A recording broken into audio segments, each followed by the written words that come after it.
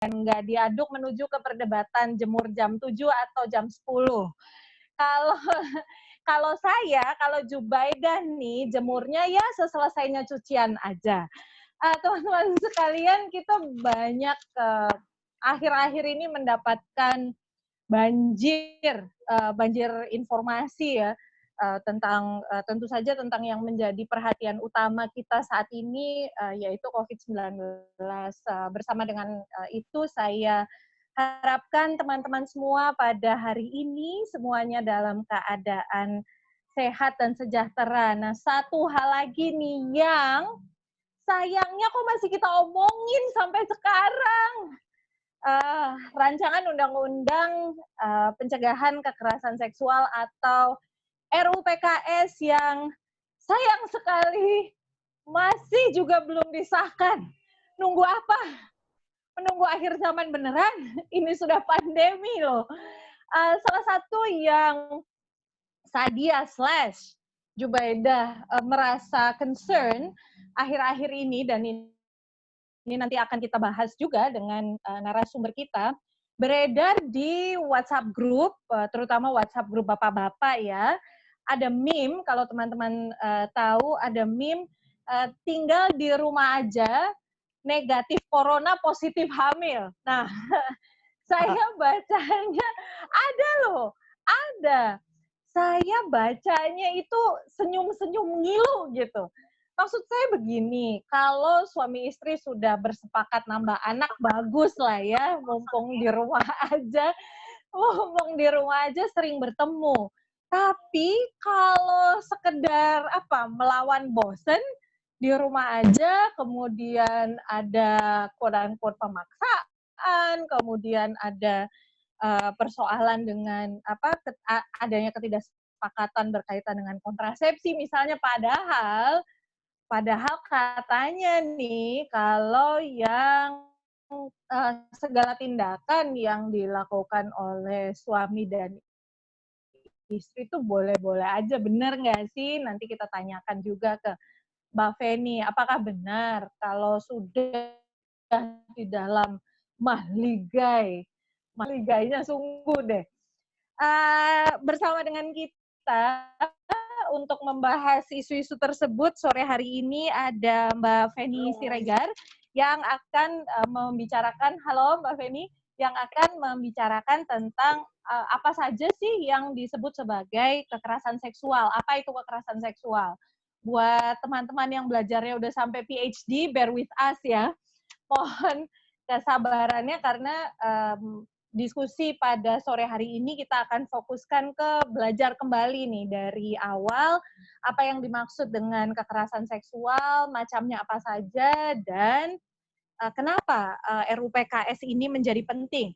Sebelumnya saya bacakan dulu, hold on a second, saya bacakan dulu house rules. House rules yang pertama adalah pakaian bebas asal pakai pakaian. Rapi dan sopan ya kalau mau aja, karena video Anda di mute sesungguhnya.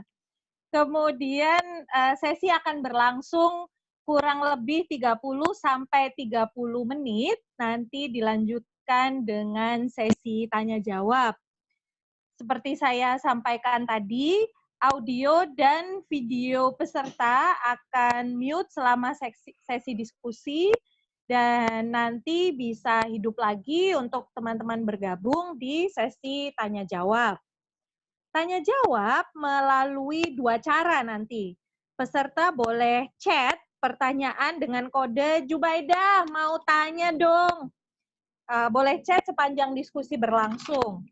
Kemudian yang kedua bisa bertanya langsung kalau Anda sudah amat rindu berbicara dengan manusia, bertanya langsung via audio ketika sesi tanya jawab dibuka dengan sapaan juga, Jubaidah mau tanya dong, sekalian latihan kuis Ramadan ini.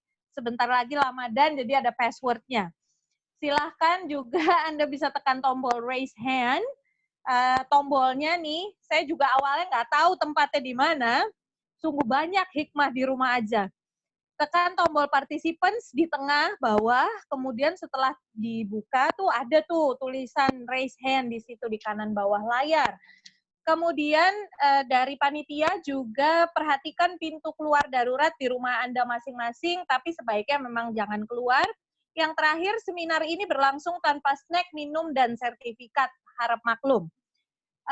Acara ini diselenggarakan oleh Kompak, Koalisi Masyarakat Anti Kekerasan Seksual. Dan sebelum kita mulai diskusi, saya perkenalkan Mbak Feni Siregar, Koordinator Sekretariat Nasional Forum Pengada Layanan. Forum Pengada Layanan adalah forum bagi berbagai organisasi yang fokus pada pelayanan korban kekerasan terhadap perempuan. Forum Pengada Layanan mempunyai 115 anggota di 33 provinsi di Indonesia. Sebelum menjadi koordinator Sekretariat Nasional Forum Pengada Layanan, Mbak Feni juga adalah Direktur LBH Apik Jakarta 2017 sampai 2019. Beliau menulis banyak karya tulis di berbagai platform dan terlibat dalam advokasi berbagai rancangan undang-undang seperti RUU PKS tentunya yang akan kita bahas, RUU Sistem Peradilan Pidana Anak, RUU Kesetaraan dan Keadilan Gender, dan advokasi yang lainnya. Kita sambut bersama Mbak Feni Siregar. Selamat sore, Mbak Feni. Hai, sore semua. Hai, selamat sore.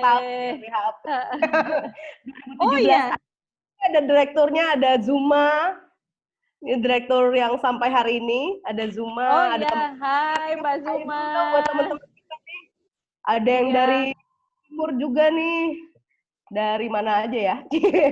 Zuma Jawa dari Timur mana aja? Sekarang. Baik. Ya, ada kawan-kawan. Hai semua, semoga sehat ya. Hai semuanya, sehat-sehat Hai, semuanya. Mbak Mega. Siapa lagi ya?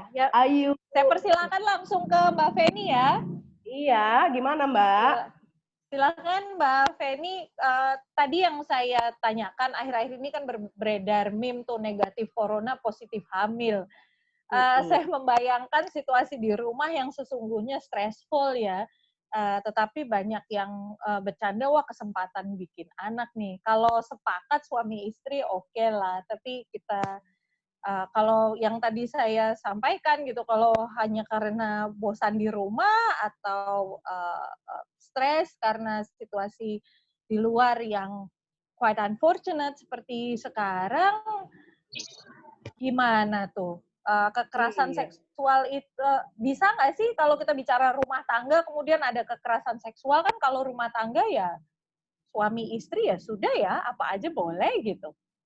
Iya. Benar nggak? Kalau suami istri sih sebenarnya sah-sah aja ya kalau suka sama suka melakukan hubungan seksual nambah anak, kayak apa tuh geng halilintar sampai 12 ya nggak masalah ya asal bahagia Oh dua-dua. iya ya Allah, geng halilintar. Cuma kalau ada kekerasan itu soal.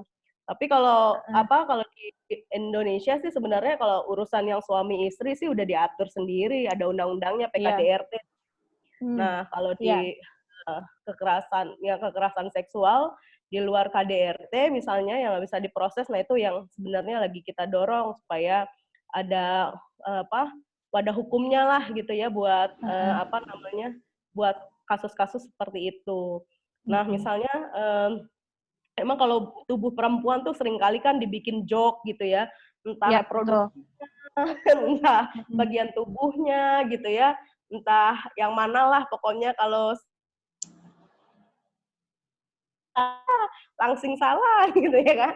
Nah, seringkali di Indonesia tuh dibikin joke gitu. Nah, itu sih yang kadang-kadang ya ada nggak benernya juga sih gitu. Kadang-kadang kita harus sentil juga dengan cara yang baik, yang riang kayak gitu. Tapi kalau udah keterlaluan, kalau udah sampai main fisik, sudah sampai merendahkan, menghina gitu ya, menyasar seksualitas perempuan, ya itu kita perlu tindak lanjuti gitu.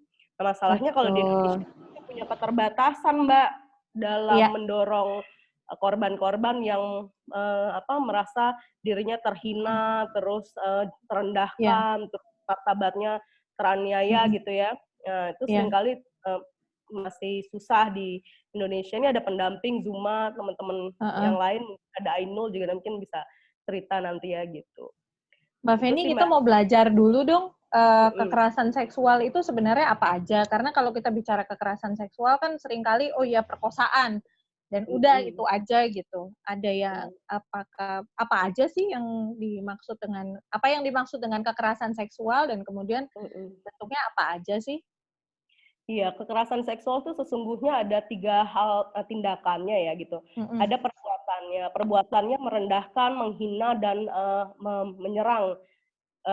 Yang disasar pasti tubuh perempuan, seksualitasnya, seksual ya, nanti seksualitas bahasanya ada yang terganggu, seksual perempuan, fungsi reproduksi gitu.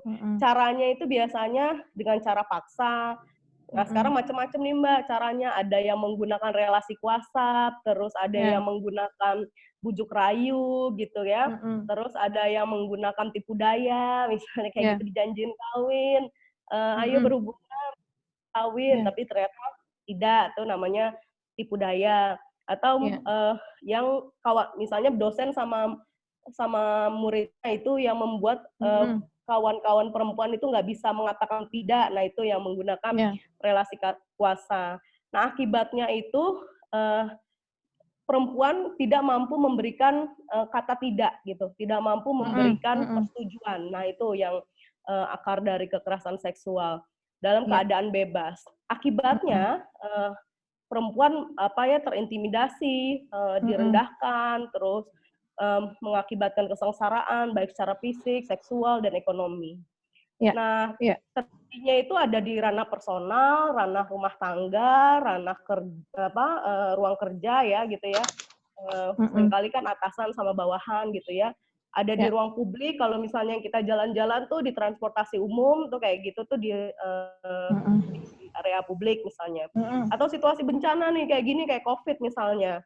Misalnya kalau nah ini juga berpotensi, atau misalnya yang bencana kemarin banjir, kalau teman-teman ingat di NTB ada perempuan korban kekerasan yang diperkosa juga, gitu.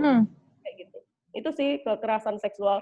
Jadi kita pingin kekerasan seksual itu komprehensif gitu, tidak melihat dari yang perempuan yang jalan sendiri terus diperkosa sama cowok gitu, enggak. Bisa jadi sekarang bentuknya macam-macam, Mbak. Bisa lagi yang pakai dikasih bunga terus atau dikasih ajak nonton. Manipulatif. Iya, yang manipulatif begitu sih. Jadi secara garis besar kekerasan seksual itu adalah tindakan yang merendahkan, menghina, mengancam, menyasar tubuh, seksualitas, fungsi reproduksi perempuan.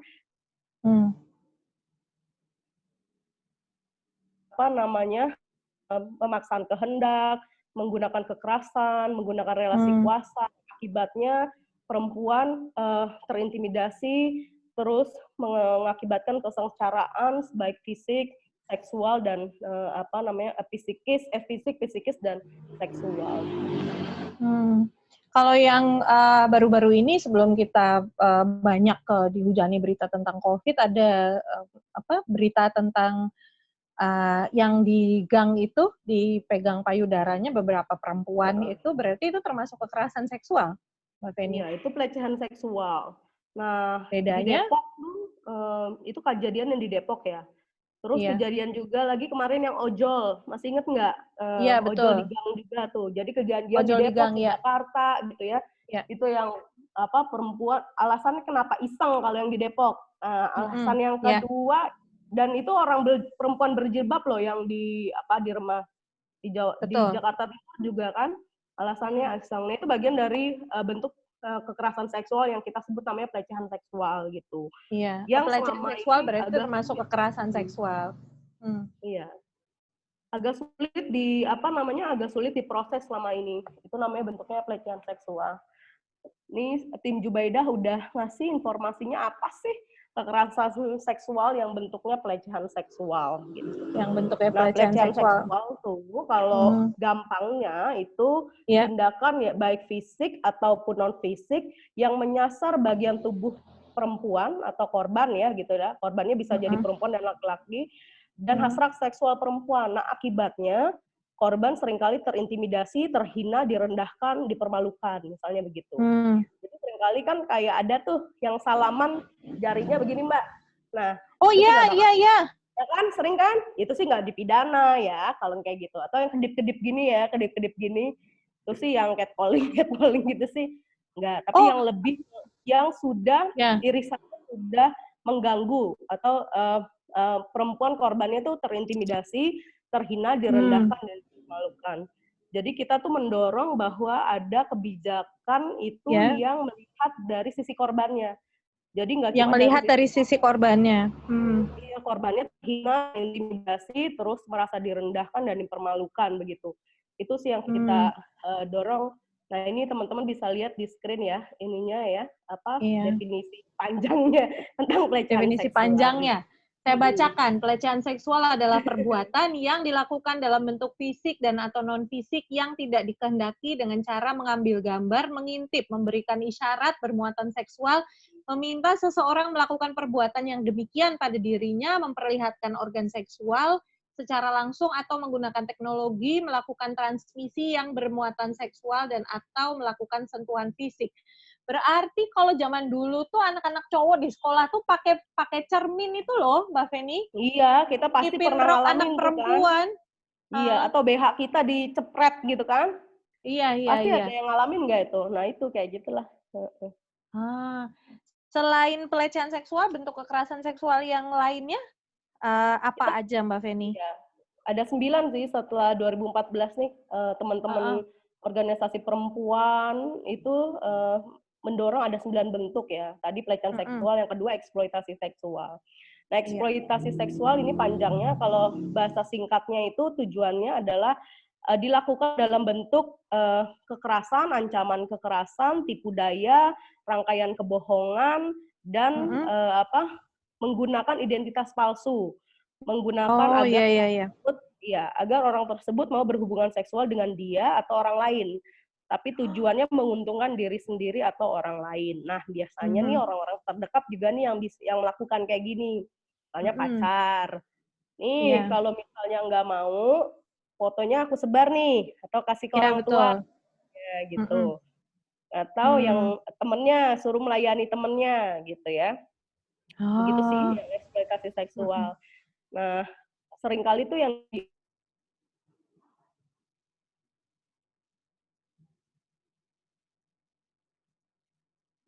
seksual. Halo, nah, Mbak Feni, ya. Ya. Halo? Oke. Iya, halo, ya.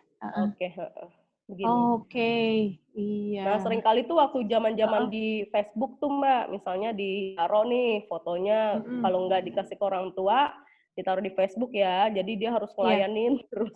Nah, dieksploitasi seksualnya begitu. Atau kadang-kadang nanti ada dipakai trisam misalnya sama ketiga sama temennya tuh yang kayak gitu. Gitu sih. Jadi ada kepuasan dirinya si pelaku begitu. Ada kepuasan pelaku. Nah, ini definisi panjangnya tubuh seseorang untuk memenuhi keinginan seksual dirinya atau orang lain dengan maksud mendapatkan keuntungan begitu. Dengan maksud mendapatkan keuntungan. Oke, yang ketiga bisa kita lihat materi atau bisa non materi ya. Iya. Yang ketiga di layar kita lihat perkosaan. Perkosaan kita sudah lebih familiar dengan perkosaan. Seolah-olah kita lebih familiar, tapi ada nggak Mbak Feni sesuatu yang atau kasus tertentu dari pengalaman Mbak Feni yang borderline, yang membuat orang, oh ini bukan perkosaan?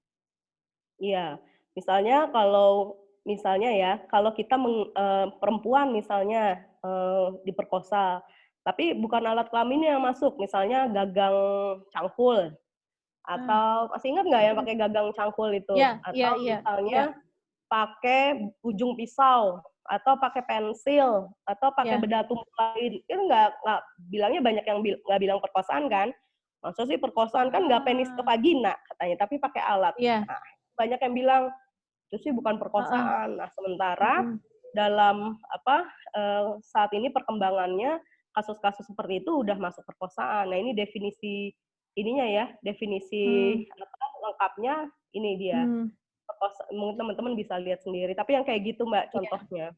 Mungkin kalau yang teman-teman ingat nggak yang kasus yang cangkul itu? Iya betul. Iya. Atau kalau sebelumnya misalnya, itu tidak bisa dipidana sebagai perkosaan berarti Mbak Feni? Iya, malah kenanya pembunuhan.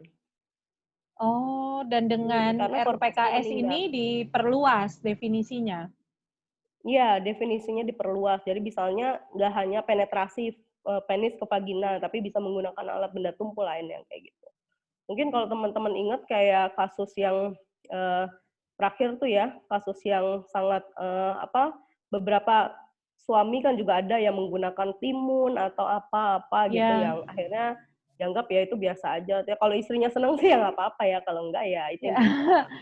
Gitu juga ya. kalau misalnya perkosaan seringkali misalnya juga dibilang yang tipu muslihatnya ya, misalnya Heeh. eh, karena pacaran, ayo deh kita berhubungan seksual. Nah itu bisa ada yang eksploitasi seksual di perkosaan. Ya, Nah, misalnya ada ya. kasus misalnya pacarnya dijebak ke kosan misalnya kayak gitu atau ke Mm-mm, rumah yang orang tuanya lagi nggak ada di rumah tiba-tiba betul. perkosaan.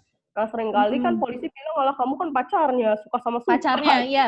Iya, iya, Heeh. iya. Nah, itu sulit Iya. juga tuh dibuktiin kalau itu Mm. bagian dari perkosaan. Seperti itu sih. Heeh. Yang diberikan RUPKS perlindungan yang seperti apa supaya mereka ini, atau undang-undangnya nanti deh kita bahas. Yang Mm-mm. keempat, pemaksaan kontrasepsi. Nah, ini kayak gimana, Mbak Feni? Nah, ini penjelasannya ya, Karena pemaksaan seringnya nggak kontrasepsi. mau justru.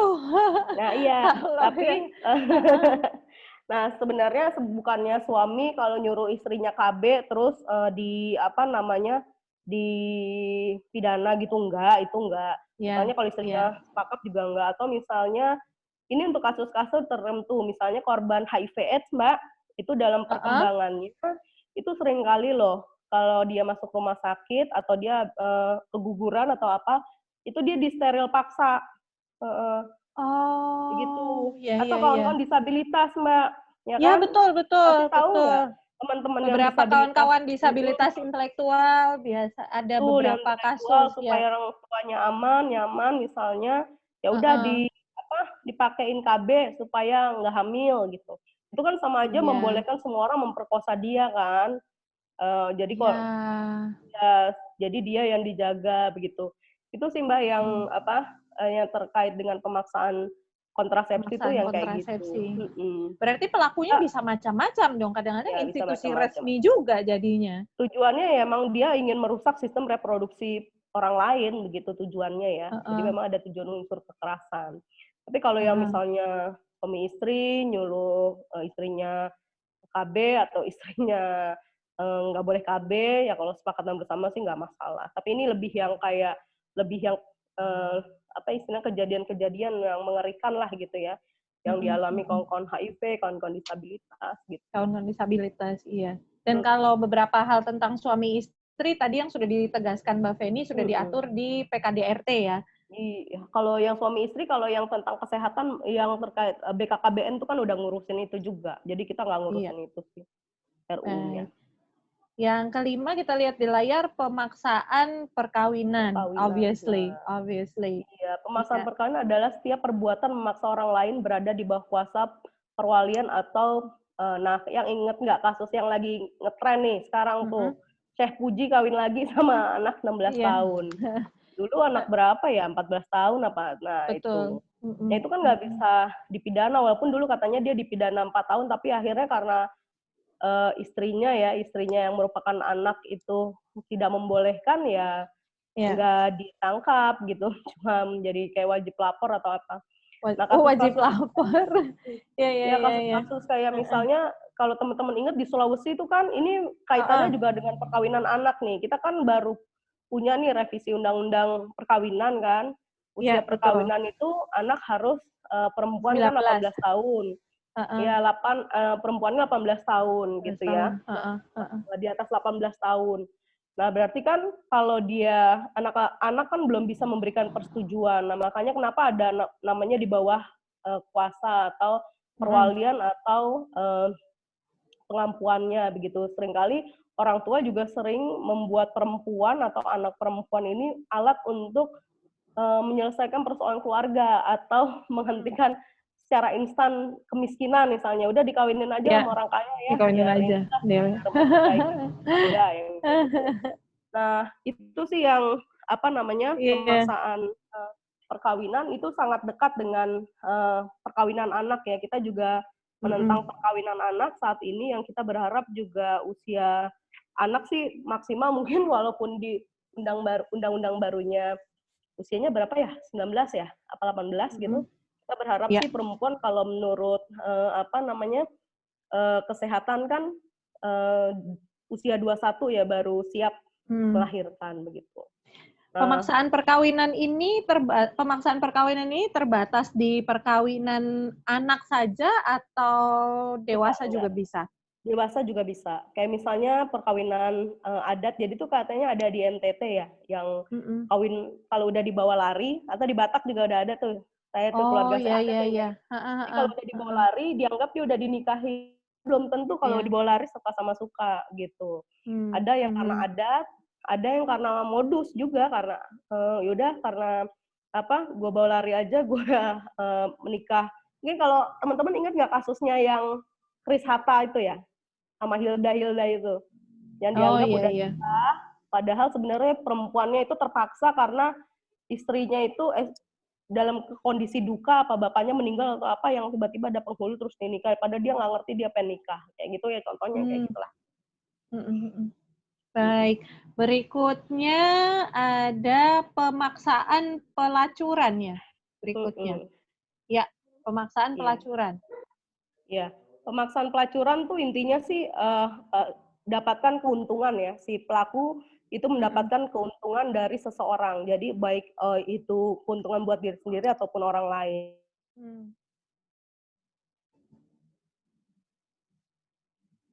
Ekonomi ataupun biasanya sih ekonomi. Kawan-kawan ingat nggak kasus yang barusan terjadi nih yang didampingi kawan-kawan FPL juga, di mana ya, di Jawa Barat itu loh, tapi kotanya saya lupa. Nah, yang suaminya menjual istrinya supaya dia dapat keuntungan. Nah, istrinya sekarang dipidana. Jadi bayangkan banyak sekali perempuan-perempuan itu yang menjadi korban tapi harus dipidana karena ketiadaan aspek hukum ini gitu yang melindungi mereka. Nah, ini pemaksaan. Yang dipidana perempuannya jadinya karena dianggap terlibat prostitusi gitu, gimana? Betul, terlibat prostitusi karena dianggap menjual diri untuk kepentingan pribadi gitu. Nah, ini banyak banget kasusnya ya yang melakukan ini. Iya.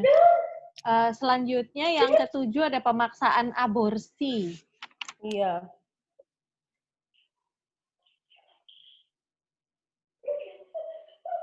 Ya, pemaksaan aborsi sih perbuatan seorang yang dilakukan dalam bentuk memaksa orang lain untuk melakukan aborsi dengan cara bujuk rayu, kekerasan, ancaman kekerasan. Nah, pemaksaan aborsi kan seringkali kalau kawan-kawan mungkin masih ingat kasus yang perempuan diperkosa oleh ayahnya dan kakaknya di kampung kalau nggak salah ya. Oh iya, dia dipaksa untuk melakukan, dia dibantu ibunya melakukan aborsi. Nah, akhirnya dia yang dipidana dan ibunya. Bayangkan berapa banyak perempuan korban kekerasan yang dipaksa aborsi sama pacarnya, sama keluarganya, yang harus dipidana gitu. Nah, banyak sekali tuh kasus-kasusnya, misalnya yang sampai LBH juga tahun berapa gitu ya, tahun 2017 pernah juga menangani kasus itu, kasus anak yang diperkosa sampai dia anak ini nggak tahu dia hamil, terus janinnya dia terus dia buang ke tong sampah, kirain cuma soft text-nya cuma gumpalan darah gitu, karena anak-anak nggak tahu, akhirnya harus dipidana gitu. Walaupun hakimnya baik gitu ya, cuma jaksanya mengerikan gitu. Nah, itu kasus-kasus itu hampir semua kasus perempuan korban perkosaan yang sampai hamil, dia melakukan aborsi tidak aman gitu ya, atau kalau melakukan aborsi aman ketahuan juga dia bisa dipidana. Nah, ini memperkuat sebenarnya undang-undang kesehatan yang ada, Mbak, gitu. Kan sekarang undang-undang kesehatan juga nggak ada tuh dokter yang mau melakukan aborsi aman. Makanya korban tuh harus cari sampai kemana ke organisasi-organisasi yang bisa membantu begitu ya. Yang supaya korban perkosaan ini bisa tidak harus melahirkan. Walaupun di undang-undang kesehatan juga dibilang bahwa korban perkosaan boleh melakukan pengguguran janin pada usia berapa. Tapi kalau namanya korban, belum tentu di usia yang ditetapkan itu tahu dia udah hamil. Dia bisa kan? tahu, betul. Apalagi di bawah di bawah umur tidak biasa menghitung siklus menstruasi dan sebagainya, itu persoalan sekali. Pikir kalau masalah kehamilan bukan hanya di bawah umur ya Mbak. Mungkin saya dulu waktu menikah juga ngitung nggak hamil ngitung, juga. bener Mbak. Udah Iya, tua masih juga. Iya, betul. bingung gitu. Nggak ngitung, Nah, itu nggak kejadian nyatat semua orang menstruasi. sih. Iya. Iya, betul. Betul. Iya. Oke. Iya, yang dua lagi Mbak Feni apa aja nih sebelum kita ke tanya jawab? Ya, taruh di bawah situ. Oke. Kita ada perbudakan. Ada tetangga nih. Perbudakan seksual. Ya, gimana Mbak? Selanjutnya di 8, tadi ada 9 jenis ya, yang ke-8 perbudakan seksual. Nah, kalau perbudakan seksual ini dalam perkembangannya mungkin ini memang dia ditujukan ya pokoknya menyalahgunakan kekuasaan dengan kekerasan dan segala macam yang definisi itu, tapi tujuannya untuk membatasi gerak perempuan ini atau korban. Iya. Karena dilakukan dengan cara membatasi ruang gerak atau mencabut kebebasan atau kemerdekaan seseorang gitu. Kalau teman-teman ingat di Sulawesi itu ada salah satu perempuan yang sampai hilang akal sehatnya karena ditaruh di dalam goa. Iya. Dia sampai nggak mau pulang ke ibunya karena dia udah sampai apa istilahnya ya, hilang akal sehatnya, ya dia merasa itu udah kegiatan dia hari-hari karena udah belasan tahun melayani perempuan. Begitu sih. Itu yang namanya perbudakan seksual. Jadi kalau perempuan disekap sama suaminya di 3 hari atau sama pacarnya 4-5 hari, itu ya, terus tujuannya untuk melayani dia, itu bagian dari perbudakan seksual. Jadi memang ada jangka waktu tertentu misalnya begitu. Ada jangka waktu tertentu. Jadi tujuannya adalah dia dilakukan dengan cara membatasi ruang gerak atau mencabut kebebasan atau kemerdekaan seseorang, terus dengan jangka waktu tertentu. Nah, tujuannya untuk memuaskan atau melayani kebutuhan seksual diri sendiri begitu. Iya. Satu lagi yang terakhir ke-9 ada, boleh kita ke slide-nya, penyiksaan seksual ya. Nah, ini panjangnya ya. Penyiksaan seksual itu biasanya dilakukan dalam situasi darurat militer dan segala macam ya. Oh ya. Nah, ini tindakannya itu bisa dari tindakan kekerasan seksual, dari pelecehan seksual, bisa tunggal, bisa banyak. Jadi bisa dari pelecehan seksual sampai seksual tadi gitu. Dilakukannya tujuannya dia bisa banyak gitu ya. Nah, dia bisa dalam kondisi dia sebagai saksi, sebagai korban, atau dia tujuannya untuk membungkam begitu bisa. Dia penyiksaan seksual adalah tindakan seseorang yang melakukan sesuatu atau tindakan pidana kekerasan seksual lain dengan tujuan memperoleh keterangan atau korban, saksi, dan orang ketiga. Ya. Tujuannya untuk tidak dari kesaksian.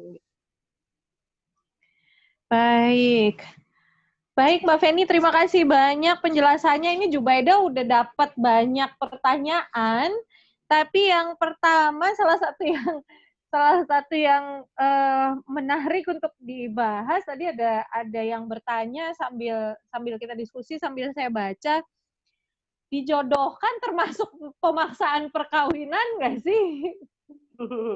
Ya kalau seneng sih ya enggak. Tapi kalau dijodohin habis itu besoknya suruh kawin, kamu nggak bisa bilang enggak, ya itu bagian gitu. Nah, misalnya tapi akan menimbulkan persoalan nggak? Maksudnya di tengah sekian, kita ngomong yang agak quote-unquote bersinggungan dengan tradisi ya. Di antara sekian banyak kontroversi terkait RUU PKS yang banyak yang kemudian ditentang oleh sebagian kalangan, pernah diperbincangkan nggak Mbak soal dijodohkan ini bagian dari pemaksaan perkawinan? Iya, yang kayak adat gitu kan. Tapi dalam konteks, mungkin di sini ada Anissa, ada kawan-kawan lain, mungkin nanti bisa berbagi ya. Dalam konteks perjodohan yang titik tekannya adalah perempuan itu nggak bisa memberikan persetujuan gitu. Kalau dijodohin doang, nggak sampai nikah, ya enggak. Gitu. Kan dijodohin ini kan sampai tahap menikah ya. Titik tekannya ya sampai perempuan itu tidak bisa memberikan persetujuan, entah caranya dipaksa sama keluarganya, ditipu tapi tetap titik udah sampai akad nikah. Ini perempuan sebenarnya nggak mau nikah, tapi dia nggak bisa bilang karena takut sama bapaknya, atau bapaknya udah dapat mahar, bapaknya banyak utang, misalnya kayak gitu. Betul. Jadi ada unsur eksploitasinya juga jadinya, ada mahar dan yang sudah diterima dan sebagainya. Sebenarnya ada banyak pertanyaan yang lain, tapi nanti kita bisa bahas ini di belakang. Salah satu tradisi adalah perempuan itu kalau diem katanya oke gitu. Kalau diem setuju. Apalagi ada bahasa Jawanya apa, wes diem wae apa ya gitu ya. Kayak gitu-gitu ya. Kalau diem setuju, kalau diem apa gitu. Ya kayak gitu sih. Memang agak sulit ketika misalnya dia diletakkan sama adat ya. Tapi selama adat itu bertentangan dengan aturan negara kan harusnya dia nggak bisa berjalan gitu, apalagi merugikan perempuan ya, kayak di mana itu di NTT ya, ada yang tradisi yang mengawinkannya memberikan mahar harus banyak, terus kepemilikan perempuannya itu jadi milik dia gitu, jadi perempuan setelah jadi istrinya boleh diapain aja gitu. Itu kan adat-adat yang kayak gitu nggak boleh. Atau misalnya di Sumatera, cuma saya lupa di Sumateranya, yang kalau dia menikah malam pertamanya harus sama mertuanya atau kakak iparnya untuk dilihat dia udah ada tradisi ya. Nah itu kan agak nggak sejalan dengan apa istilahnya ya, cita-cita negara kita gitu ya. Betul. Harkat dan martabat perempuan. Ya, harkat dan martabat, adil dan beradab. Baik, kita beberapa pertanyaan lagi. Ini banyak juga nih, ada 67 orang. Ya ampun, semoga selalu sehat ya semua. Nah, dari Mbak Eva Rosvita. Mbak Eva Rosvita, Jubaida mau tanya dong, yang tercantum di RUU PKS itu kan ngebolehin. Hai Mbak Eva. Hai. Itu kan ngebolehin aborsi juga, itu jadi kontroversi. Benar nggak sih RUU PKS ini ngebolehin aborsi? Gimana tuh Mbak Feni? Ngebolehin aborsi? Benar nggak RUU PKS ini? Oh enggak, RUKS bukan memperbolehkan aborsi atau mendorong aborsi, illegal or abortion, enggak. Dia hanya memperkuat undang-undang kesehatan. Jadi buat korban kekerasan seksual yang mau aborsi, misalnya itu nggak boleh dipidana gitu. Harusnya disediakan malah dokternya gitu ya. Terus pokoknya aturan-aturan yang udah tersedia di undang-undang kesehatan. Tapi titik tekan kita yang penting korban, kalau dia korban perkosaan, terus ternyata aborsi, misalnya begitu ya, dia nggak boleh dipidana karena dia korban, jadi mengutamakan kepentingan korban. Bukan misalnya kita pacaran nih, suka sama si pacar, gitu ya. Bukan suka sama suka ya dalam intinya ya, tapi pas hamil, misalnya sama-sama sepakat, kayaknya sepakat aja deh kita nggak siap, misalnya nggak siap punya anak, kita gugurin dua-duanya sama-sama ya nggak, ya itu sih wajib dipidana juga kalau dua-duanya, karena kan istilahnya dua-duanya sadar gitu. Tapi kalau misalnya pacar, oke, saya janjiin kawin apa segala macam, terus dia nggak mau, ada unsur tipu daya gitu, tipu daya, terus diperkosa apa segala macam, terus membuat dia trauma dan segala macam, akhirnya dia tidak siap, dia istilahnya kan diperkosa ya, tidak siap memiliki anak, ya harusnya dia tidak boleh dipidana karena yang penting unsur dia sebagai korbannya itu udah dibuktikan. Jadi kalau ya sebagai korban itu dibuktikan korban istilahnya dilindungi gitu. Baik, jadi hak dan perlindungan terhadap korban supaya juga tidak selalu dianggap bahwa ini undang-undang ini jadi mendukung seks bebas atau apa, enggak. Jadi ini tujuannya fokusnya pertama, user pertama yang mau kita lindungi siapa? Korban. Iya. Dan ini kita itu istilahnya kawan-kawan lembaga layanan, ada teman-teman ya yang biasa mendampingi juga, itu nggak ujuk-ujuk dorong RUU ini. Jadi memang dasarnya ada kasusnya ada gitu.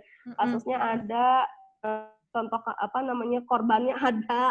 Jadi bukannya seks bebas apa enggak. Jadi bahkan dari orang yang berjilbab gitu ya, apa namanya dari keluarga yang memiliki budaya juga gitu, yang itu banyak dilakukan gitu, sehingga enggak ujuk-ujuk kita melakukan ini.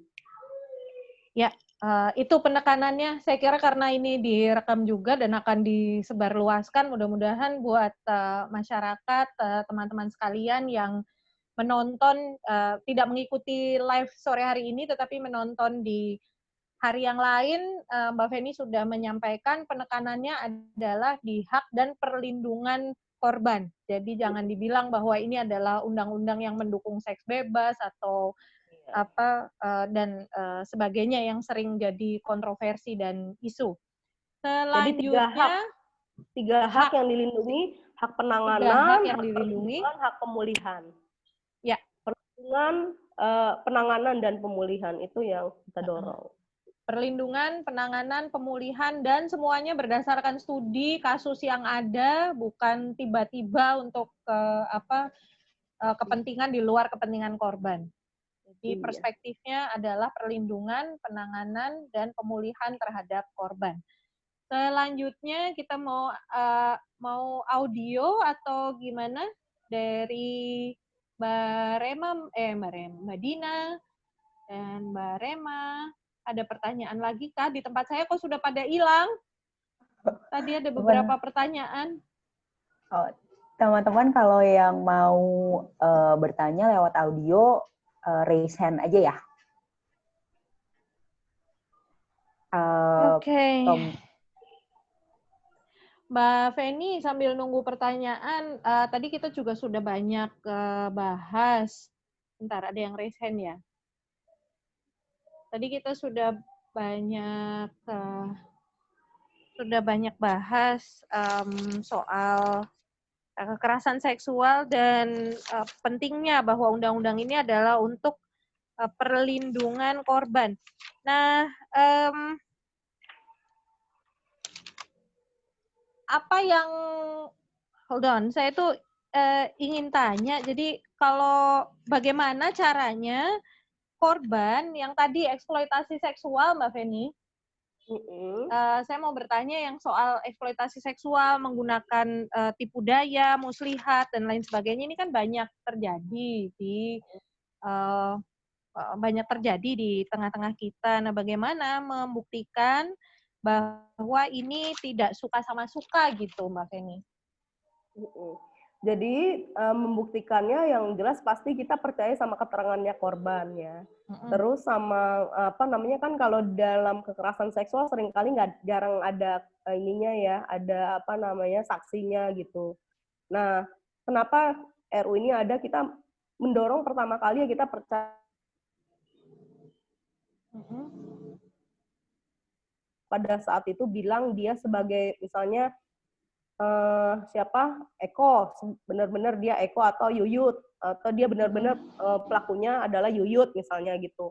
Nah itu yang apakah dia benar-benar pada saat itu tidak tipu muslihatnya, benar-benar menginformasikan identitasnya yang asli atau tujuannya yang asli gitu. Nah seringkali dalam kasus eksploitasi seksual kan Mbak gini ya, kita bukan nyalahin perempuannya, tapi kondisi-kondisi pelaku itu bisa menggunakan berbagai macam cara gitu. Jadi nggak mungkin yang namanya pelaku itu mengeksploitasi perempuan atau mengeksploitasi korban tujuannya iseng, pasti enggak. Dia tujuannya pasti ada mendapatkan kepuasan gitu ya, mendapatkan keuntungan baik secara seksual atau secara material pasti ada gitu. Nah, seringkali kan selama ini Mbak keterangan korban itu kan nggak dipercaya sama polisi. Apalagi kalau misalnya eksploitasi seksual yang memang eksploitasinya si pacarnya. Ya kan? Pasti kamu kan suka sama suka. Kenapa kamu datang ke kosannya gitu?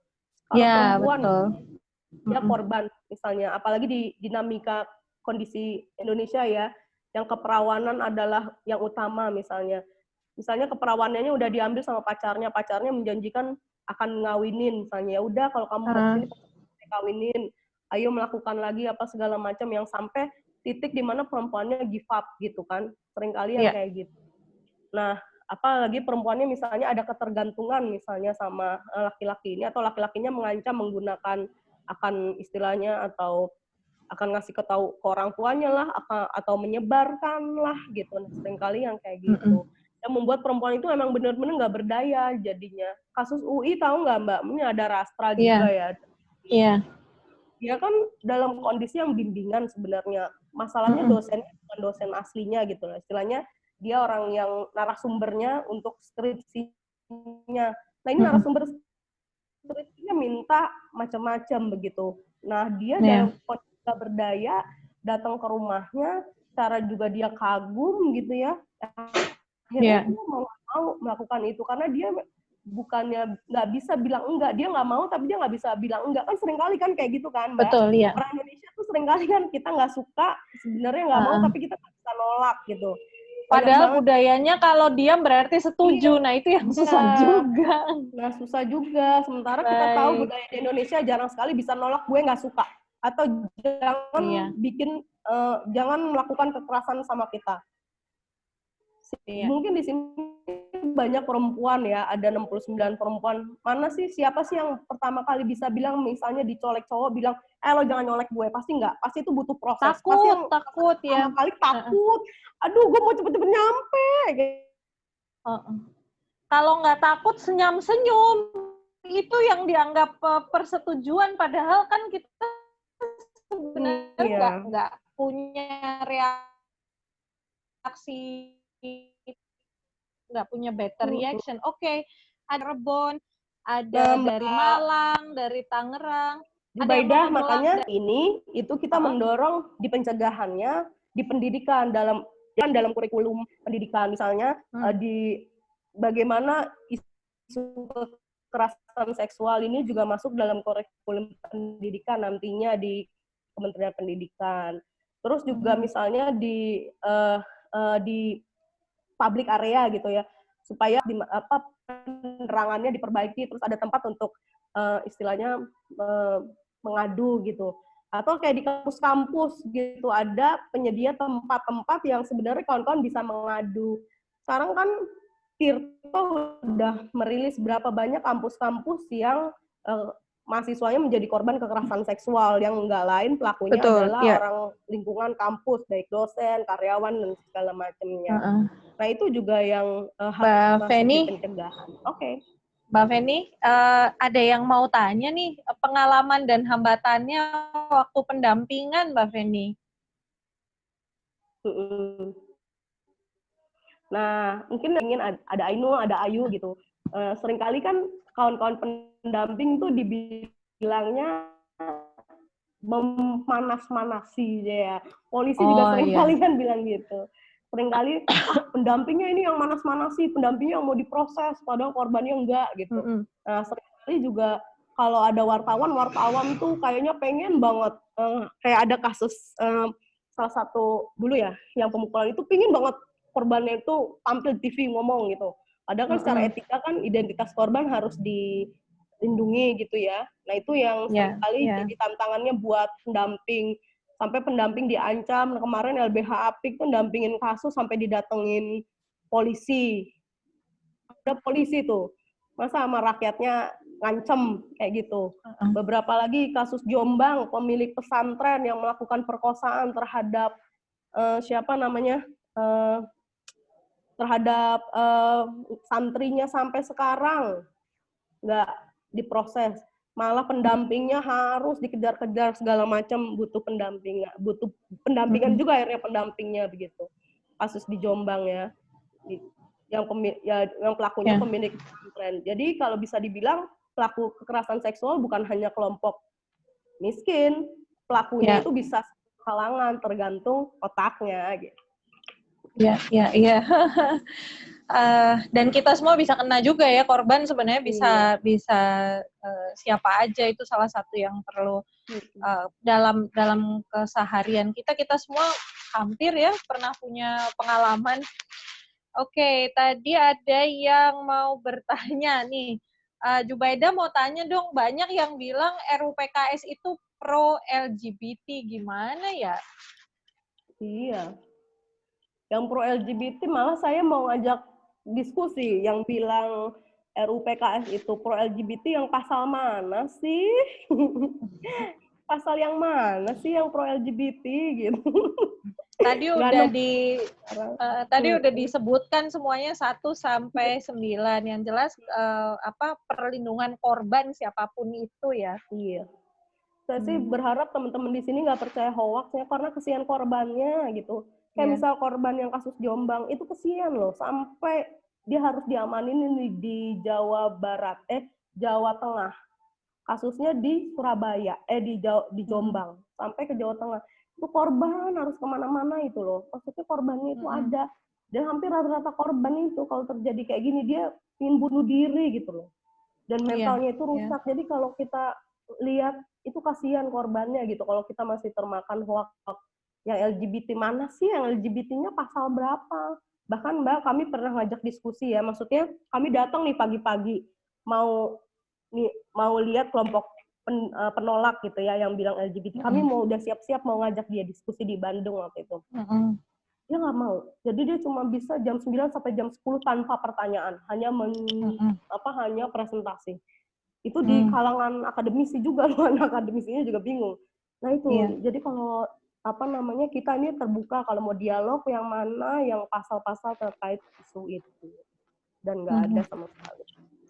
Ada yang mau tanya lagi nih, kalau dengan RUU PKS ini sunat perempuan bisa dipidanain juga nggak? Pidanain juga kalau perempuan sebagai misalnya ya. Sunat perempuan. Oh, sunat perempuan. FGM. Itu sensitif sih ya. Maksudnya kalau dia gitu ya, dan merusak alat reproduksi sih sebenarnya ya bisa gitu. Diskusi yang lain sepertinya. Walaupun dia tidak Jubaidah berikutnya deh. Iya deh. Saya takut ini nanti dibawa kemana-mana lagi sebenarnya. Iya. Masalahnya ini kalau itu sih udah jelas ya, maksudnya gini, itu kan nggak RUKS nggak ngatur itu, karena udah diatur di Undang-Undang Kesehatan dan Menteri Kemenkes, saya nggak tahu tahun 2000 berapa ya, itu sudah mengeluarkan surat edaran yang melarang sebenarnya pelaksanaan FGM. Jadi RUKS itu tidak mengulang aturan yang udah pernah dibuat, sebenarnya hanya memperkuat. Ya. Baik, ada yang mau online bertemu dengan kita? Silakan. Kawan-kawan kalau ada yang mau nambahin, nih kan ada kawan-kawan pendamping juga dipersilakan ya. Kita kan diskusi santai. Jubaidah yang penting bermanfaat, berfaedah. Oh ini, ada yang mau online atau kita ambil yang di chat dulu? Halo. Halo. Hai Yani. Iya. Hai. Ya, jadi aku mau nanya dong. Boleh. Jadi kan gini, di perkampungan kan masih banyak perkosaan dan ujung-ujungnya dinikahkan secara paksa. Nah, sedangkan si korbannya itu masih trauma dan ketika mereka menikah pun masih mengalami kekerasan. Nah, bagaimana menyikapi hal itu? Gimana Yani? Dia dipaksa kawin? Iya kan korban perkosaan di kampung kan biasanya kan udah kawinin aja. Iya. Nah iya sih tadi Mbak yang terkait permaksaan perkawinan, seringkali tuh korban-korban perkosaan itu dikawinkan karena alasannya mau dia anak mau enggak gitu ya, karena alasannya aib gitu kan. Sebenarnya kalau secara Islam kan sebenarnya kalau menikah pada saat hamil ya gitu kan sebenarnya juga nggak boleh ya. Iya, betul, tidak diperbolehkan. Menikah juga secara undang-undang perkawinan kan menikah itu kan harus persetujuan dua belah pihak gitu ya, untuk mendukung pernikahan yang sakinah mawaddah warohmah. Sebenarnya kalau aturan salah satunya dilanggar kan sebenarnya pernikahan itu nggak sah sebenarnya kan. Nah sebenarnya itu sih edukasinya ya nih, seringkali untuk menutupi aib korban tuh seringkali dipaksa untuk menikah. Kami sih berharap kawan-kawan, dan ini mungkin salah satu paralegal ya Zoom ya, paralegalnya apik ya. Berharap sih juga memberikan edukasi pada keluarga, pada korban bahwa tidak melakukan pernikahan paksa karena pasti pernikahannya itu akan mengakibatkan trauma berkepanjangan buat korban. Bayangin orang yang merkosa kita tiap malam sama kita. Iya. Iya. Apa dia nggak menjadi diperkosa, merasa diperkosa tiap malam gitu, tiap berhubungan seksual. Saya sih nggak kebayang, mending edukasi itu penting sih buat kawan-kawan. Nah, Mbak Feni ini saya mau melempar sesuatu yang agak di akhir sih sebenarnya, tapi mungkin bisa didiskusikan di Jubaidah berikutnya. Ada dua hal sebenarnya. Yang pertama adalah pembebasan warga binaan nih terkait COVID. Pembebasan warga binaan itu kan pemerintah menyampaikan bahwa yang sudah ada 30 ribuan kalau tidak salah, dan kita tidak tahu tuh kejahatannya apa aja. Yang jelas yang pemerintah jamin tidak akan keluar adalah tidak akan keluar warga binaan, tidak akan dibebaskan bersyarat adalah narkoba, korupsi. Setahu saya demikian. Nah, mungkin teman-teman juga ya kita semua bisa sambil melihat situasi kondisinya seperti apa, karena kalau misalnya pelaku kekerasan seksual kembali ke masyarakat dan korbannya ada di dekat dia, dan dalam situasi COVID seperti ini kan tidak banyak yang bisa kita lakukan gitu. Kalau si pelaku ternyata orang dekat dan kembali ke lingkungan yang dekat, sementara kalau kita bawa keluar korban dari lingkungan dia, ada resiko wabah. Itu salah satu yang penting untuk kita perhatikan. Dan yang kedua, saya kira correct me if I'm wrong ya, kita membutuhkan sebanyak-banyaknya allies sebenarnya, sebanyak-banyaknya dukungan untuk segera mensahkan RUU PKS ini, saya kira.